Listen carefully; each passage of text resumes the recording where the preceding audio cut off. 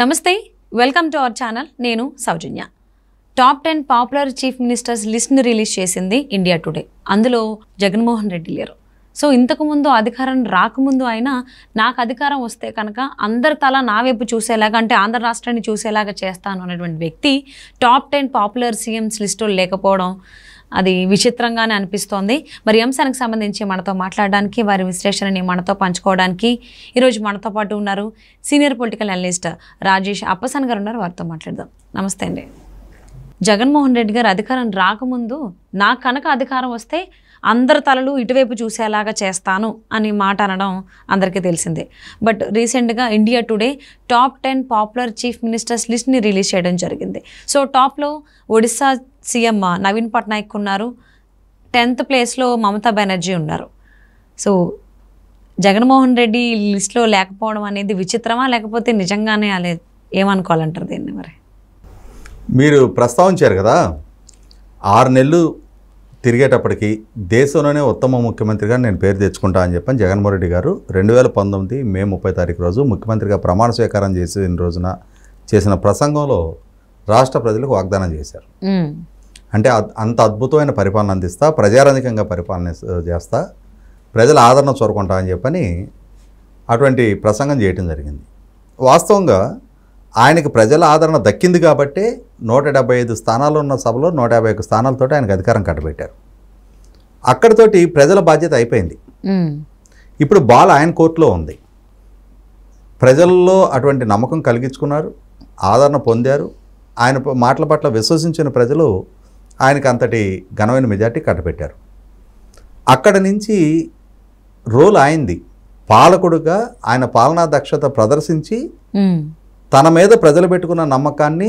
వమ్ము చేయకుండా పరిపాలన చేయాల్సిన బాధ్యత అయింది ఇవాళ దాదాపుగా 4 సంవత్సరాల 8 నెలల పుణ్యకాలం పూర్తయిపోయింది ఎన్నికలు సమీపిస్తూ ఉన్నాయి బహుశా నేను అనుకోవటం 4 సంవత్సరాల 9 నెలలు పూర్తయిపోద్ది మార్చి ఏప్రిల్ మే ఈ ఫిబ్రవరి ఆఖరికి వస్తే 4 సంవత్సరాల 9 నెలల పుణ్యకాలం పూర్తయిపోద్ది ఆయన పదవి బాధ్యతలు చేపట్టి రేపు మే 30కి 5 సంవత్సరాల కాలం పూర్తవుద్ది ఈలోగా ఎన్నికలు ఉన్నాయి మళ్ళీ తిరిగి అదే ప్రజల దగ్గరికి వాళ్ళ మన్నన పొందటానికి తీర్పు కోరటానికి మళ్ళీ తిరిగి ప్రజలకు చేరువవ్వాల్సిన అవసరం ఉంది ఈ సందర్భంలో 6 నెలల్లోనే దేశంలోనే ఉత్తమ ముఖ్యమంత్రిగా పేరు తెచ్చుకుంటానన్న జగన్మోహన్ రెడ్డి గారు ఇప్పుడు దేశంలో ఉన్న మిగిలిన ముఖ్యమంత్రుల సరసన నీ పొజిషన్ ఎక్కడుందయా అని చెప్పానంటే జగన్మోహన్ రెడ్డి గారు అని చెప్పని పిలిస్తే వెనక నుంచి 1, 2, 3 స్థానంలో ఆయన పేరు వినపడుతుంది మనకి అంటే అందరికంటే ముందుంటాను అని చెప్పిన జగన్మోహన్ రెడ్డి గారు top 10 India today most popular chief ministers in there states అని ఒక లిస్ట్ అనౌన్స్ చేస్తే అందులో 1 నుంచి 10వ స్థానంలో ఎక్కడ ఈయన పేరు లేదు అవును అంటే దాని అర్థం ఏంటి ఇక ఇప్పుడు చివరి నుంచి ఉంది లిస్టు చివరి నుంచి లిస్ట్ తీస్తే గ్యారంటీగా ఆయన పేరు కనపడుద్ది ఫస్ట్లోనా ఎక్కడో దగ్గర కనపడుద్ది మీరైతే ఏంటంటే ఎంతసేపటికి తొండి చేస్తున్నారు మీరు ఎంతసేపటికి పైనుంచే చూస్తున్నారు ఎటో వైపు నుంచి ఆయన పేరు కనపడుతుంది కదా మీరు ఇటువైపు నుంచి కూడా తీయాలి కదా అంటే రివర్స్ లో కనుక ఆయన పరిపాలనా తీరు మీకు తెలీదా రివర్స్ టెండర్లు 3 రాజధానులు 5 ఉప ముఖ్యమంత్రులు ఆయనంతా కూడా వినూత్న పొగడ కాబట్టి మొదటి నుంచి దేశం చూపు ఆయన వైపు మళ్ళేటట్టే చూస్తూ ఉన్నారు చంద్రబాబు నాయుడు గారికి తెలియక ఆ రోజుల్లో అరకు కాఫీ అనే దాన్ని ప్రపంచవ్యాప్తంగా బ్రాండింగ్ చేశారు కానీ జగన్మోహన్ రెడ్డి గారు ఇవాళ దేశం మొత్తానికి ఆంధ్రప్రదేశ్ గంజాయిని పరిచయం చేస్తున్నారు దేశం మొత్తం ఆంధ్రప్రదేశ్ వైపు చూస్తుంది మీకు ఢిల్లీలో పట్టుబడినా కలకట్టాలో పట్టుబడినా ఎక్కడ పట్టుబడినా గంజాయి మూలాలు ఆంధ్రప్రదేశ్వే పైగా ఈ మధ్య దానికి ఒక పేరు కూడా బయటకు వచ్చింది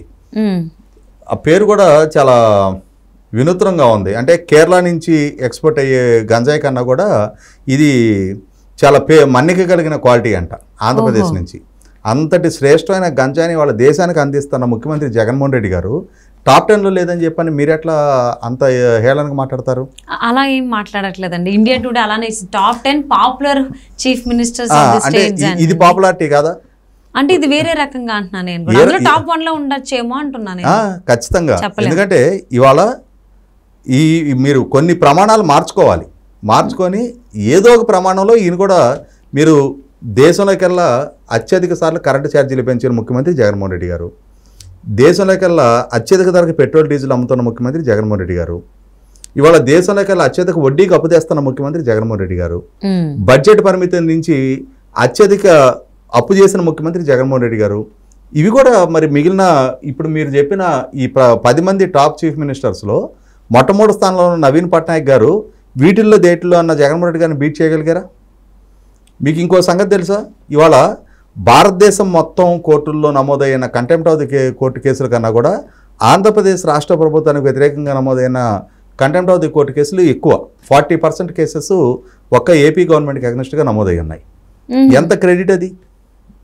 ఇవాళ ప్రభుత్వానికి వ్యతిరేకంగా కోర్టు ధిక్కరణ కేసులు అన్ని ఫైల్ అయ్యి ఉన్నాయి అని అంటే న్యాయ వ్యవస్థని కూడా ధిక్కరించే నైజం జగన్మోహన్ రెడ్డి గారికి ఉండబట్టే కదా.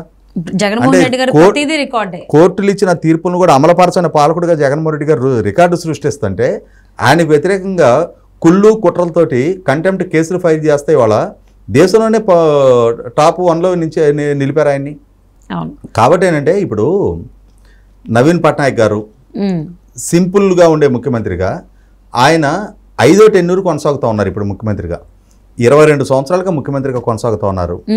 స్టిల్ ఇప్పటికీ కూడా అన్ని సంవత్సరాల నుంచి ఉన్నారుగా ముఖ్యమంత్రిగా. ఆయనే టాప్ పొజిషన్లో ఉండటం ఏంటి? యంగ్స్టర్స్ని ఎప్పుడు ప్రోత్సహిస్తారు? ఇంకా జగన్మోహన్ రెడ్డి గారు లాంటి ఫస్ట్ టెన్యూర్ ఆయనకు ఆపర్చునిటీ ఇవ్వాలి కదా. ఎంతసేపటికి ఆ సీనియర్లు వాళ్ళే ఆ పదవుల్లో కూర్చుంటే ఎట్లా?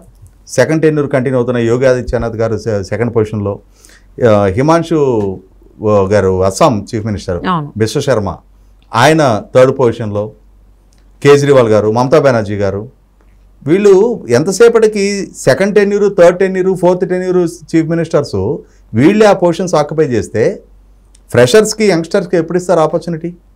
కాబట్టి వాళ్ళే కొద్దిగా పక్క జరిగితే జగన్మోహన్ రెడ్డి గారు వచ్చి కూర్చుంటారు అక్కడ. ఆ స్టేట్స్లో కూడా ఇప్పుడు ఆ స్టేట్స్లో కాదు, ఆ ఫస్ట్ పొజిషన్లోకి. అంటే ఆయన జగన్మోహన్ రెడ్డి ఖచ్చితంగా ఫస్ట్ పొజిషన్ ఉంటుంది. కాకపోతే ఇలాగా టాప్ 10 పాపులర్ చీఫ్ మినిస్టర్స్లో కాకుండా చెప్పిన వాగ్దానాలని హామీలని నెరవేర్చని చీఫ్ మినిస్టర్స్లో ఉంటారు. రాజ్యాంగబద్ధ సంస్థ స్టేట్ ఎలక్షన్ కమిషనరు ఆయన తొలగించే అధికారం మిగిలిన ఏ రాష్ట్రాల ముఖ్యమంత్రికి లేదు. కానీ జగన్మోహన్ రెడ్డి గారు దాన్ని ఎక్సైజ్ చేశారు. రాష్ట్రానికి రాజధాని మిగిలిన ఏ రాష్ట్రాల ముఖ్యమంత్రులు ఆ రాజధానిని టచ్ చేయాల, జగన్మోహన్ రెడ్డి గారు రాజధాని టచ్ చేశారు. రాష్ట్రానికి రాజధాని ఏదో తెలియని గందరగోళ పరిస్థితుల్లో ఇప్పటికీ రాష్ట్రాన్ని నిలబెట్టారు. ఆయన తాడేపల్లిలో అధికార నివాసంలో ఉంటానే ఉత్తరాంధ్ర జిల్లాల అభివృద్ధి సమీక్షా సమావేశాల కోసం అని చెప్పని ఒక కొండకి బోడిగుండు కొట్టించి అక్కడ పర్యావరణ అనుమతులు ఉల్లంఘించి అనుమతికి మించి నిర్మాణాలు చేసి 430 కోట్ల రూపాయలతోటి ఒక ప్యాలెస్ కట్టుకున్నారు. దేశంలో ఏ ముఖ్యమంత్రి అని చేయగలిగారు? అది ఆ సాహసం చేశారా? ఇవాళ అందులో కమోడు 15 లక్షలంట, బాత్ టబ్ 26 లక్షలంట. దేశంలో ఏ చీఫ్ మినిస్టర్కైనా సరే అంతటి సాహసానికి ఒడిగట్టగలిగే ధైర్యస్థైర్యాలు ఉన్నాయా? ఈ విషయాన్ని మీరు ఎందుకు పరిగణలోకి తీసుకోరు? 100కి 100 రూపాయలు ఇవన్నీ కూడా పరిగణలోకి తీసుకోవాలి. తీసుకున్నప్పుడు అప్పుడు తెలుసుద్ది జగన్మోహన్ రెడ్డి గారి పాపులారిటీ ఏంటి, ఏ అంశాల్లో ఆయన కన్సిడరేషన్లోకి తీసుకోవాలి అని చెప్పని. ఇవాళ ఆంధ్రప్రదేశ్ ప్రజలు దక్షిణాదిలోనే పర్ క్యాపిటల్ ఇన్కమ్ పరంగా తక్కువలో ఉండిపోయారు అని అంటే, ఇవాళ పారిశ్రామిక ఒప్పందాలు 13 లక్షల కోట్ల రూపాయల ఒప్పందాలు చేసుకుంటే 380 ఎంఓఈలు చేసుకుంటే అగ్రిమెంట్లో 6 కేటగిరీస్లో 6 డిపార్ట్మెంట్స్లో 18 కేటగిరీల్లో ఒప్పందాలు చేసుకుంటే 18 మెటీరియలైజ్ అయినాయి. అది ఎంత క్రెడిట్ అది?